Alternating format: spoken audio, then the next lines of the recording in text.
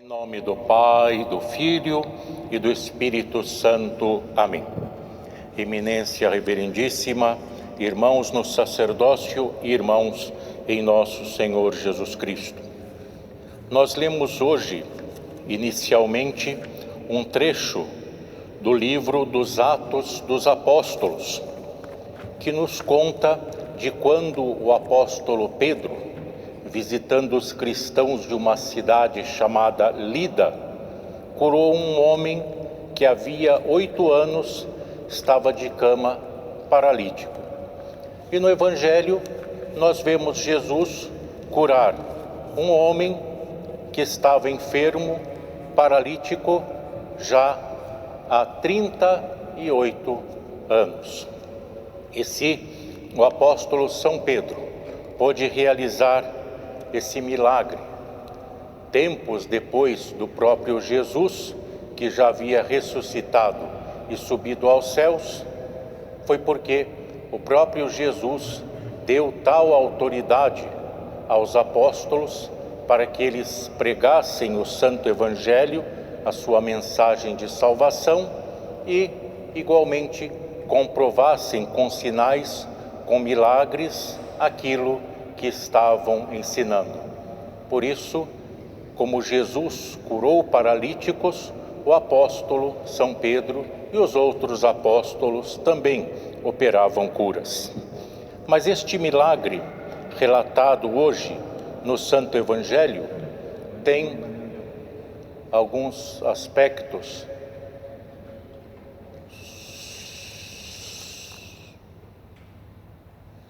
A homilia também é parte da divina liturgia. Se nós ouvimos o Evangelho, nós precisamos ouvir a explicação do Santo Evangelho para que ele seja aplicado às nossas vidas. Porque não basta ouvir o Evangelho. O Evangelho não é lido na igreja apenas porque são bonitas palavras de Jesus Cristo e dos apóstolos, mas para calarem nas nossas almas e para que tenham uma aplicação prática. E é por isso que, desde séculos e séculos, existe a homilia, a explicação do Santo Evangelho, da festa, do Santo do Dia, que é parte da Santa Missa, que é tão importante quanto o restante da Santa Missa.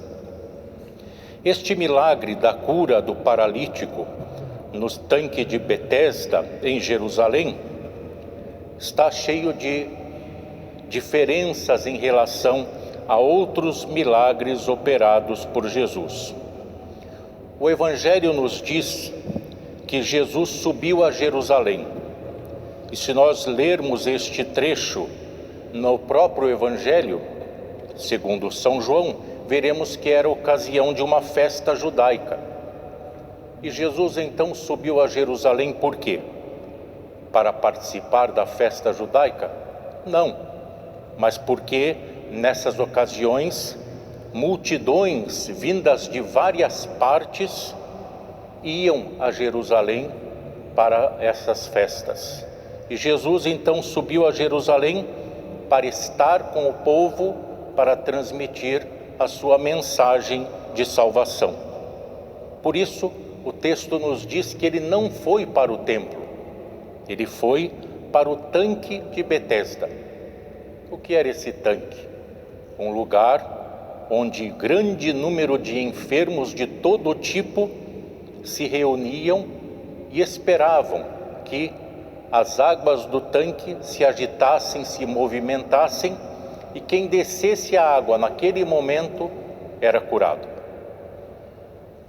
Na verdade, os estudiosos nos ensinam que ali se tratava de um antigo templo pagão, das ruínas do que restou de um templo pagão, e as pessoas enfermas buscavam as águas que ali havia, que tinham o poder de cura, como hoje há estâncias hidrominerais nas quais as pessoas vão fazer tratamento das suas enfermidades. Então aquela água tinha algum tipo de poder curativo, tinha alguma capacidade terapêutica, e os enfermos a procuravam. E a popularidade do lugar fazia com que as pessoas, principalmente judeus, que criam no Deus único, que iam àquele lugar, dissessem então que era um anjo que agitava as águas. Uma forma de dizerem que não estavam indo atrás de um templo pagão para buscar a cura, mas estavam, no final estavam. E foi para esse lugar que Jesus se dirigiu, para estar junto ao povo, junto aos mais necessitados, especialmente junto aos enfermos. E ele não foi a qualquer enfermo, ele foi a um especificamente. E por que foi até aquele homem? E quando Jesus conversa com ele, se sabe a razão. Ele estava enfermo há 38 anos e não tinha ninguém que o colocasse na água quando elas se agitavam. Alguém ia à frente por si mesmo, se pudesse, ou carregado por alguém, e era curado. E ele então estava por anos aguardando que, de alguma forma, por alguma razão, ele conseguisse entrar na água e ser curado. Jesus foi ao mais desamparado e abandonado dos doentes que ali estavam, porque há enfermidades que são passageiras, que exigem tratamento, uma pausa em nossas vidas, mas há enfermidades que trazem consequências sociais, emocionais e até financeiras, como devia ter acontecido com aquele homem que acabou ali abandonado. Se ele não fosse alguém que tivesse sido abandonado, se não estivesse só e desamparado, haveria alguém certamente que o colocaria na água, mas não havia. E é isso que ele conta a Jesus. E Jesus, então, movido de compaixão, o curou. Compaixão é uma palavra que tem um significado muito rico, porque significa sofrer junto. Jesus tomou as nossas dores e no final, na cruz, os nossos pecados, e sofreu pelos que sofriam, se condoía dos que sofriam, porque tendo assumido a natureza humana, sabia o que era o sofrimento, sabia o que era a dor, a tristeza e tudo aquilo a que estavam sujeitos os seres humanos. E Jesus pergunta àquele homem se ele queria ser curado. É estranho porque a resposta é óbvia. É claro que ele queria ser curado, ele estava ali buscando a cura. No entanto, por que Jesus pergunta?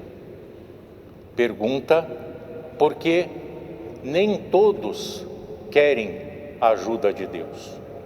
Há pessoas que não buscam a ajuda de Deus. Há pessoas que não querem Deus, que não querem Jesus Cristo em suas vidas. E outras, no desespero, até podem buscar a Jesus Cristo, mas por desespero, não que o fizessem quando estivessem sãs, sadias. E há aqueles que no desespero de uma enfermidade, por exemplo, abandonam a Deus e buscam qualquer meio que lhes prometa a cura, como a própria feitiçaria. Abandonam a Jesus Cristo no desespero. Mas aquele homem foi um exemplo de perseverança. Impossibilitado, paralítico, sozinho, abandonado, ele ficou ali.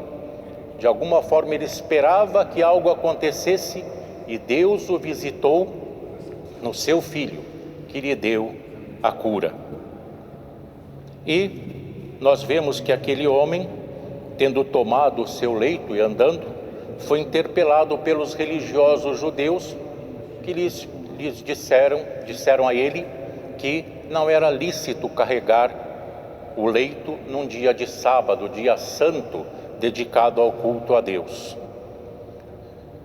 A lei mosaica do sábado consagrado a Deus e ao descanso tinha um grande valor, sem dúvida, mas com o tempo, tradições e tradições dos líderes religiosos foram acrescentadas e no final elas eram mais importantes que a lei e o espírito da lei. Porque qual deve ser a lei suprema de qualquer religião? A salvação das almas, a salvação das pessoas. Era isso que Jesus queria e por isso Jesus veio e sofreu, morreu e ressuscitou. Mas ali a religiosidade era cega.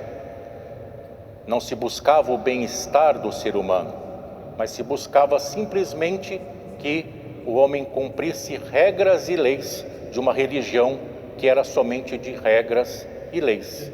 E por isso Jesus foi tão incompreendido, rejeitado e no final condenado e crucificado.